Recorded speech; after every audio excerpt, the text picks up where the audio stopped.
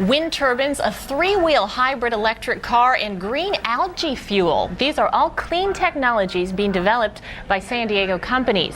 Clean tech may be one of the few growth areas in a shrinking economy.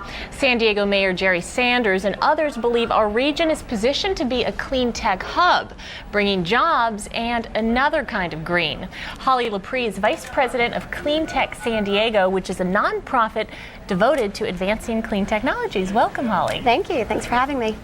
First of all, start out by telling us what types of clean technologies are being developed here in San Diego right now. Well, I'll tell you, there's been an overwhelming amount of activity happening in the clean tech space. We obviously are the recognized leader in sunshine. We have a wealth of natural resources with which to grow clean technologies. We have access to the coastline. We obviously have proximity to the Mexican border to access some of the maquiladoras and manufacturing sites down there.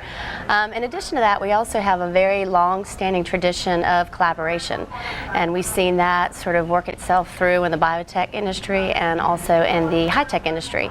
So it sounds like there's definitely a lot of potential.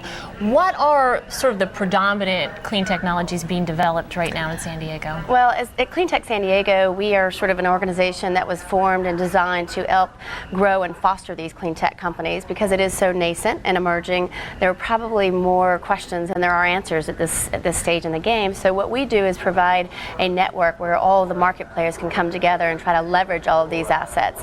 And a part of the members that make up the organization include clean tech companies like Aptera.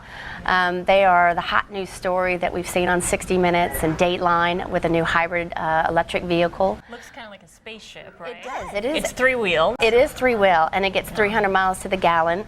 And it's these types of success stories that we want to basically exploit and bring more companies so they can see that this is a frothy market and that there's a lot of activity going on here. And aren't there also a lot of companies developing renewable technologies like solar and wind turbines? Yes, we've seen that. There's one company that obviously most of us know as a household name is Kyocera.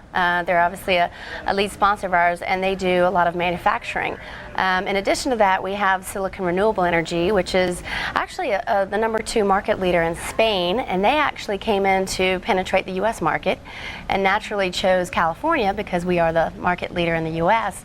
And then they drilled down further and elected San Diego to come up here and establish a manufacturing plant. And they do the design, the install, and management of these technologies. And it sounds like there's really a lot of potential, but what needs to happen for it to move to the next stage where San Diego would become, clean tech cluster like we see with biotech? Well, I think that's going to be a combination of things. It'll be a confluence of factors. Number one, folks are really excited about, for the first time in a long time, where we have the federal administration, the governor, the political leadership at the state level, and of course here in the local level.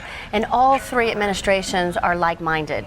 All of them can see the promise that clean technology represents and wants to tap into that promise.